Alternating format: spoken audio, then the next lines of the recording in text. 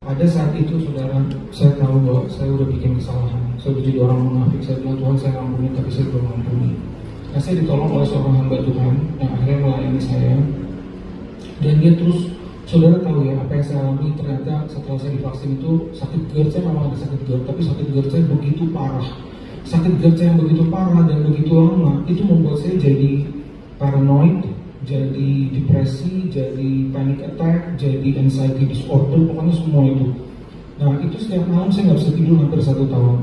Tapi Tuhan Yesus selalu setia temanin saya. Dan saya diajarkan sama hamba Tuhan ini hamba Tuhan ini langsung bilang, masalah kamu bukan masalah sakit, tapi masalah rohani. Kamu harus mengampuni orang-orang yang bersalah kepada kamu.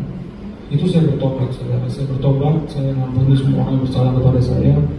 Dan setelah saya mengampuni orang-orang yang bersalah kepada saya melihat kasih Tuhan yang besar, damai sejahtera Tuhan itu datang. Sakit itu nggak langsung sembuh, saudara. Sakit GERD itu lama.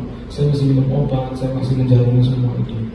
Tetapi saudara tahu, ada satu kata-kata nubuat dari hamba Tuhan itu yang berkata kepada saya, Tuhan, John yang sekarang bukan John yang dulu.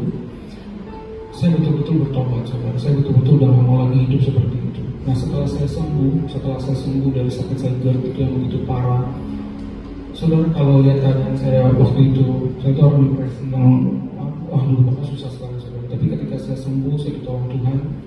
Saya melihat kasih Tuhan yang luar biasa dalam hidup saya. Saya ditolong sama orang-orang yang ada di Surabaya.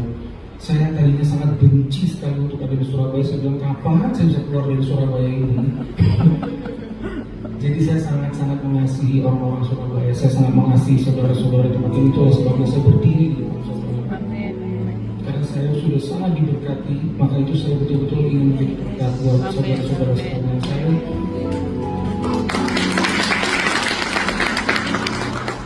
Saya mulai ke tempat ini dari Desember tahun lalu, dan ini sudah hampir setahun, dan saya selalu diberkati oleh Ibu Eli, Tante Penny, Pak Kemei, sahabat saya, dan saudara-saudara yang dari tempat ini. Jadi semuanya juga kemurahan Tuhan, menunjukkan kasih setia Tuhan bahwa hati saya yang begitu marah, begitu benci, dan malah nggak senang kalau pokoknya saya waktu itu kalau saudara itu udahlah kapan sih saya bisa keluar dari sini gitu, ini kota kok kayak begini, saya seperti lagi hidup di padang gurun, dan kapan bisa ke tanah perjanjian ini kalau begini terus hidup.